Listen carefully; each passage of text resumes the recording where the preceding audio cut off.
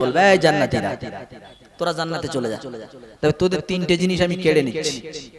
কটা কেড়ে নিচ্ছে ভাই? তিনটি। এক নাম্বার, জীবনে তোরা বুড়ো হবি না। আচ্ছা, দুই নাম্বার, জীবনে কোনোদিন মানে মৃত্যু হবে না। তিন নাম্বার, জীবনে কখনো অসুস্থ হবি না। আচ্ছা, এই তিনটে কারণে আমরা তো অশান্তি হয় আমাদের। জি, অসুস্থ হলে মন ভালো না, বুড়ো হয়ে গেছি লাঠিতে রুখতে হয়, মৃত্যু বিপজ্জনক। আর এই তিনটে জিনিস কেড়ে নিলাম। যাও তোমরা চিরযুবক, চিরযুবক, জুরদা ও মুর্দা। কোনোদিন দাড়ি উঠবে না, কোনোদিন গপও উঠবে না। একজন আর মুখে শুধু দাড়ি থাকবে, তিনি হচ্ছেন আদম আলাইহিস সালাম। কারণ উনি আমাদের প্রথম মানুষ, জাতির পিতা, সবার পিতা, এই আদি পিতা। এই সূত্রে ওনার মুখে দাড়ি থাকবে, আর কারো মুখে দাড়ি থাকবে না। যাও জান্নাতে যাও। আচ্ছা, আল্লাহ বলবে জান্নাতীরা তোমরা কি সব পেয়েছো? তখন সবাই বলবে আল্লাহ, নবীরা যা বলেছিল, মাওলানারা বলেছিল, জান্নাতে হুর পাবো, খাট পাবো, আপেল পাবো, নাশপাতি পাবো, কলা পাবো, লেবু পাবো, আল্লাহ যা বলেছিল তার থেকে বেশি পেয়েছি। একটা দল সাইড কেটে বলবে আল্লাহ সব পেয়েছি, কিন্তু একটা জিনিস পাই নাই। কটা পাইনি ভাই? একটা। পাশের লোক অবাক হয়ে এই পাইনি মানে কি পাইনি? ওরা হবে আলেম। কি বলবে? ইয়া রব্বানা সব পেয়েছি, আপেল পেয়েছি, আঙ্গুর পেয়েছি, কলা পেয়েছি, লেবু পেয়েছি, হুর পেয়েছি, খাট পেয়েছি, ঘর পেয়েছি, সব পেয়েছি, কিন্তু তোমার হাবিব বলেছে, সাহাবারা বলেছে, আলেমরা বলেছে আল্লাহকে দেখা যাবে। ও আল্লাহ, আজ পর্যন্ত তোমাকে দেখতে পাই নাই। জোরে বলা যাবে না সুবহানাল্লাহ? নারায়ে তাকবীর। আল্লাহ বলছে ঠিক বলেছো। আর আলেমরা ঠিকই ধরেছে, তোমাকে দেখতে পাইনি। প্রাণের বন্ধু, এই করতে করতে ভালো করে শুনবেন, এই করতে করতে এইখানে এটা ধরে রেখে দেবেন। আল্লাহ বলছে এই জান্নাতীরা তোমরা আমাকে দেখতে যাবে? হ্যাঁ, তাহলে যাও মাজিদ মাঠে তোমাদের জন্য আমি জলসা করবে, একটা জলসা, আল্লাহ একটা জলসা করবে। মাজিদ মাঠে চলো, ওইখানে গিয়ে তোমাদের সঙ্গে আমি দিদার করব।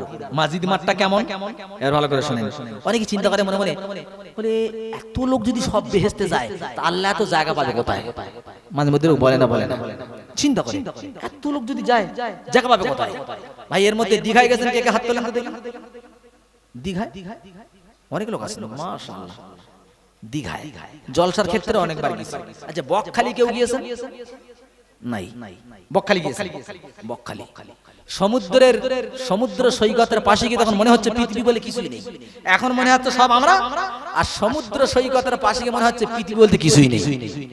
ভালো করে শুনবেন, পৃথিবীর থেকে 13 লক্ষ ডবল বড় হচ্ছে সূর্য। ক লক্ষ ডবল? 13 লক্ষ ডবল বড় হচ্ছে সূর্য। ভালো করে বুঝবেন। এবারে ওর থেকে উপরে যে তারকাগুলো আছে, এক একটা তারকা এত বড় বড়, ও যদি মনে করে কয়েক কোটি সূর্যকে লজেন্সের মতো চুরু খেয়ে দিতে পারে। এত বড় তারা কত আছে? অগুন্তি আছে।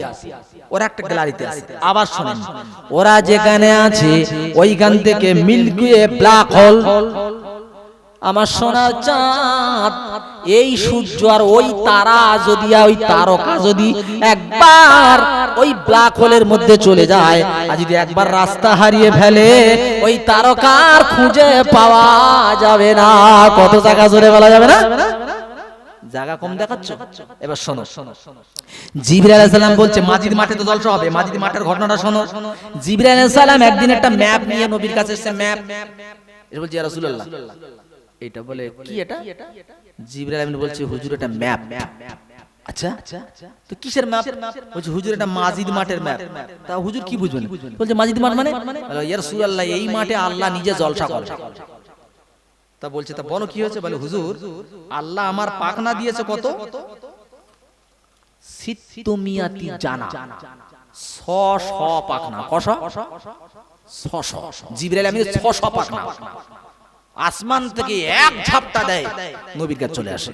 এখান থেকে এক ঝাপটা আসমান চলে যায়। একদিন বলছে আল্লাহ তুমি আমার একটু সময় দাও না। কি সময় বলছে আল্লাহ আমার 600 পাখনা কোন দিনের ক্ষমতা টেস্ট করা হলো না, ইরানের পরমাণু বোমা আছে কিনা টেস্ট করা হয়নি, কেউ বলতে পারে না। এদিন যখন মাটির তলায় ফাটালো আর ভূমিকম্প শুরু হলো, বৈজ্ঞানিকরা বলল ইরান ভেতরে ভেতরে পরমাণু বোমা তৈরি করে ফেলেছে। জি এখন জিবরাইল আমিনের পাখনা পরীক্ষা করতে হবে। আল্লাহ বলছে যাও আসমান জমিন আর জান্নাত জাহান্নামটা ঘুরে এসো। বলছি ইয়া রাসূলুল্লাহ আসমানে ঘুরলাম, 7 আসমান ঘুরলাম, জমিন ঘুরলাম, ইয়া রাসূলুল্লাহ জান্নাত ঘুরলাম, জাহান্নাম ঘুরলাম, 600 পাখনার ভিতরে একটা পাখনার ক্ষমতাও শেষ হয় নাই, একটা পাখনার ক্ষমতা শেষ হয়নি। এ বলছে আল্লাহ কি জায়গা দিয়েছো তুমি? বলে কেন? বলে 600 পাখনা, তার মধ্যে মাত্র একটা পাখনা তার ক্ষমতাও শেষ হয় নাই। আচ্ছা বলছো জিবরাইল এবার তুমি যাও, যে মাঠে আমি আমার জান্নাতীদের নিয়ে জলসা করব ওই মাঠের নাম হলো মাজিদ, ওই মাজিদ মাঠের ভেতরে যাও, একবার ঘুরে এসো। জিবরাইল আলাইহিস সালাম বলছে ইয়া রাসূলুল্লাহ আমি ওড়া শুরু করলাম, উঠতে উঠতে উঠতে উঠতে একটা পাখনা শেষ, দুটো পাখনা শেষ, তিনটে পাখনা শেষ, চারটে পাখনা শেষ, ইয়া রাসূলুল্লাহ পাখনা 600 পাখনা শেষ হয়ে গেল, আমি ক্লান্ত হয়ে সেজদায় পড়ে গেলাম। আল্লাহ বলছে জিবরাইল মাথা তোল, বলো আল্লাহ আমি এই মাজিদ মাঠে আর কতটা বাকি আছে? আল্লাহ বলে বাকির কথাটা পরে তুই শোন, মাজিদ মাঠের একটা কোণাও ঘুরতে পারো না। জোরে বলেন। সেই মাঠে আল্লাহ জলসা দেবে, কোটি কোটি লক্ষ লক্ষ নবীর উম্মত, কোটি কোটি কোটি কোটি উম্মত। সেদিন এই তোমরা নিচের আমি চেয়ারে এমন হবে না, সেদিন প্রত্যেকের জন্য বাদশাহী চেয়ার, পাশে থাকবে গেলেমান একটা সারাবান তহুরার পেয়ালা। এইবারে সবাই জান্নাতের ওই মাঠে গিয়ে বলছে সবাই সব চেয়ার ভর্তি, কিন্তু ওই যে 3টে চেয়ার মাঝখানে খালি গেল, সবাই চিন্তা 3টে চেয়ার খালি গেল। এই আলোচনা চলছে জান্নাতীদের ভেতরে। হতে হতে হঠাৎ ফেরেশতা বলছে ও জান্নাতীরা রেডি হও, যা এবারে এই জলসার বিশেষ অতিথি আসতেছে। তাকিয়ে দেখে বিশেষ অতিথি হচ্ছেন হযরতে দাউদ আলাইহিস সালাম, বাম সাইডে চেয়ারে বসে গেছে। ধরে বলেন দাউদ নবী। দাউদ নবী চেনো? ওনার কণ্ঠ আল্লাহ এমন দিয়েছিল, উনি যখন জবুর পড়তেন আকাশের পাখি উড়তো না, ওখানে দাঁড়িয়ে যেত। সমুদ্রের মাছ সমুদ্রের থেকে ডেঙা উঠে আসতো না, কণ্ঠ এত সুন্দর আল্লাহ দিয়েছিল। এই দাউদ নবী বাম দিকে চেয়ারে বসে গেছে। আচ্ছা এবারে বলছে দেখো দাউদ নবী কি সম্মান, কি সম্মান। এবারে ফেরেশতা বলছে ও আল্লাহর বান্দারা রেডি হও, এবারে জলসার প্রধান অতিথি আসতেছেন। প্রধান অতিথি হঠাৎ তাকায়া দেখা যায় আর কেউ না কেউ না, তিনি হলেন মা আমিনার কলিজার টুকরা, বিশ্ববর্ণ নবী নবীদের সরদার হুজুরপুর নূর হযরত মুহাম্মদ সাল্লাল্লাহু আলাইহি সাল্লাম ডান দিকে চেয়ারে বসে গেছে। একটু ভালো করে হবে না সুবহানাল্লাহ। বিশ্ব নবী যখন বসেছেন সেদিন আমরা জান্নাতীরা কেঁদে ফেলব। ইস আল্লাহ, এত সুন্দর চাঁদের মতো চেহারায় কাফেরেরা কি করে মেরেছিল, কাফেরেরা কোন সাহসে এই নবীর গায়ে পাথর মেরেছিল। আচ্ছা আপনারা বলেন ইউসুফ নবীর ঘটনা আপনারা শুনেছেন না? ইউসুফ নবী খুব সুন্দর না ভাই? আপনারা বলেন ইউসুফ নবী সুন্দর না আমার নবী সুন্দর? রাসূল বলেছেন, হ্যাঁ রাসূল বলেছেন যে ইউসুফ আমার ভাই, ও হচ্ছে সাদা সুন্দর, আর আনা মালিহুন, আমি হলাম লাবণ্যময় সুন্দর, ও আখি ইউসুফা সাবিহুন, আর আমার ভাই ইউসুফ হচ্ছে সাদা সুন্দর। আর লাবণ্যময় সুন্দর সবথেকে ভালো না? মিলহুন থেকে লাবণ্যময়। মা এসা বলেছিলেন এই দুনিয়ার মানুষেরা শোন, মিশরের নারীরা ইউসুফকে দেখে হাত কেটেছে, ওরা যদি আমার নবীকে দেখতে পেত, আমার নবীকে একবার জানতে পারতো, কোন ফাঁকে কলিজাটা কেটে দিত ওরা নিজেরাই বুঝতে পারতো না। আমার প্রাণের বন্ধু মা আয়েশা বলেছিলেন, ও আল্লাহ নবী সাহাবারা, তোমাদের সূর্য ওঠে সকালবেলা আর আমার সূর্য ওঠে সন্ধ্যাবেলা। বলে কি রকম মা আয়েশা? বলে তোমাদের সূর্য সকালবেলা ওঠে, আমার ঘরে বাল্ব নাই, কারেন্ট নাই, কিছুই নাই। আল্লাহর নবী যখন রাষ্ট্রের কাজ সেরে বাড়ির মধ্যে ঢোকে, আল্লাহর নবীর পবিত্র চেহারার জ্যোতিতে আমার ঘর আলো হয়ে যায়। প্রাণের বন্ধুরে আমার, মাস বলতে আমি কাঁথা সেলাই করতেছিলাম, কাঁথা সেলাই করতে করতে আমার হাত থেকে সুঁচ পড়ে গেল, আমার কাছে কোনো কিছু নাই, নবীর চেহারার জ্যোতিতে সুঁইটা খুঁজে পেয়ে গেছি। কি নবী? সেই নবী। আমার প্রাণের বন্ধু নবী ডান দিকে বসেছেন। কিছুক্ষণ পরে ফেরেশতা ঘোষণা দিচ্ছে, ও আল্লাহর বান্দারা দাঁড়াও, এবারে তোমাদের কাছে আসতেছে এই জলসার সভাপতি আসতেছে। হঠাৎ তাকে দেখা যায় যিনি মাঝখানে চেয়ারে বসতেছেন, যিনি আমার আপনার স্রষ্টা, আমার আপনার রব, আমার আপনার আল্লাহ, মাঝখানের চেয়ারে এসে বসে গেছে। জোরে বলেন। ডান দিকে আমার নবী, বাম দিকে দাউদ নবী, মাঝখানে আল্লাহ। আল্লাহ বলছে, মিকাইল এদিকে। কি হয়েছে আল্লাহ? বলে দুনিয়াতে ওরা জলসা দিত, নাত পড়তো, নাত হামদ, তুই আজকে আমার নামে হামদ পড়। মিকাইল আলাইহিস সালাম সেদিন আল্লাহর নামের হামদ পড়বে। তো হামদ পড়ছে, বছরের পর বছর চলে যাচ্ছে, মানুষ হতবাক হয়ে তাকিয়ে আছে। আল্লাহ বলে, মিকাইল দাঁড়া। আমরা সেদিন বলবো, আল্লাহ আর কি বাকি আছে? আল্লাহ বলে, শুরু হয় নাই তো বাকি আছে কি? ও দাউদ, তুমি এবারে সূরা মুলকটা পড়ে শোনা, 29 পারা। দাউদ নবী পড়বেন, তাবারাকাল্লাযী বিয়াদিহিল মুলক ওয়া হুয়া আলা কুল্লি শাইইন কাদির, আল্লাযী খালাকাল মাউতা ওয়াল হায়াতা লিয়াবলুয়াকুম আইয়ুকুম আহসানু আমালা ওয়া হুয়াল আজিজুল গফুর। আল্লাহ বলছে, দাউদ নবী 20-30 বছর পড়বেন। আল্লাহ বলে, দাউদ এবারে তুই থাম, কারণ আমি তোর উপরে কোরআন নাযিল করি নাই, কোরআন দিয়েছি আমার হাবিবের উপরে।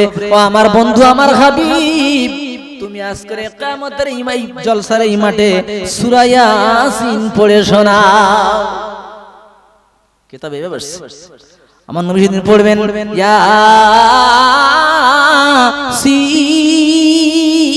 ইয়াসিন ওয়াল কুরআনিল হাকীম ইন্নাকা লামিনাল মুরসালিন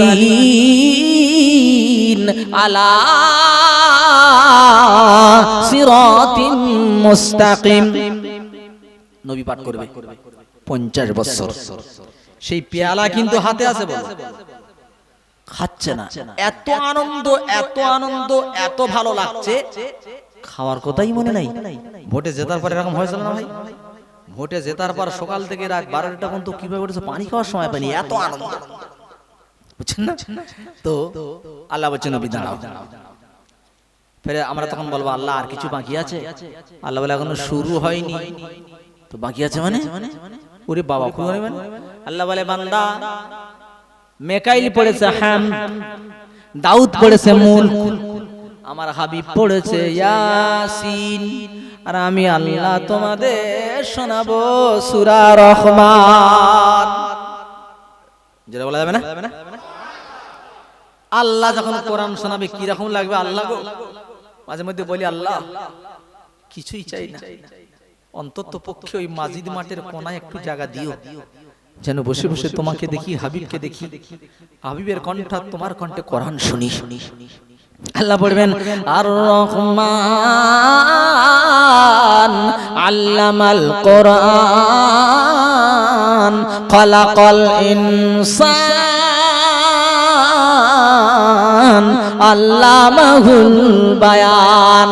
দয়াময় রহমান শিখাইলেন কোরআন, সৃজিলেন মানুষ শিখাইলেন বায়ান। আল্লাহ সূরা রহমান পড়বেন, বছর বছর বছরের পর বছর যুগ যুগ চলে যাবে, হঠাৎ আল্লাহ ওখানে চলে গেছে। সবাই দেখাচ্ছে আল্লাহ আল্লাহ কোথায় গেল, পাগল হয়ে গেল। পিছন থেকে হুদিরা ঠেলা দেবে, ও আমার স্বামীরা এখানে তো হাজার হাজার বছর কাটিয়ে ফেললে, তা জান্নাতে আমাদের কাছে সময়টা দিবে না? ও তো মানে ভম ফিরবে, ওই সবাই পিছন দিকে তাকানোর সময় পেয়েছে। হ্যাঁ হ্যাঁ তাই তো, চলো জান্নাতে, ওদের সাথে করে নিয়ে জান্নাতে রওনা হবে। আমার প্রাণের বন্ধু আল্লাহ ভাই, জান্নাতে ভিতরে যখন যাবে আল্লাহ বলছে দাঁড়াও, এত কষ্ট করে যাচ্ছ, ফাল্গুন মাসের রোজায় বরফ এনে রেখে দেছো, ইফতার করবে, কলিজা ঠান্ডা করবে। হ্যাঁ শোনো, রাসূল বলছে আখালা মিনাল আসাল, জান্নাতের পানি হবে মধুর থেকে মিষ্টি। আবরাদু মিনাস সালজ, ওই জান্নাতের পানি হবে বরফের চাইতে ঠান্ডা। আবিয়াদু মিনাল লাবান, ওই জান্নাতের পানি হবে দুধের চাইতে সাদা। মানশারিবা মিনহা, একবার যে পানি পান করবে, লাম ইয়াজমা আবাদা, আর জীবনে কোনোদিন পিপাসা লাগবে না। আল্লাহুম্মা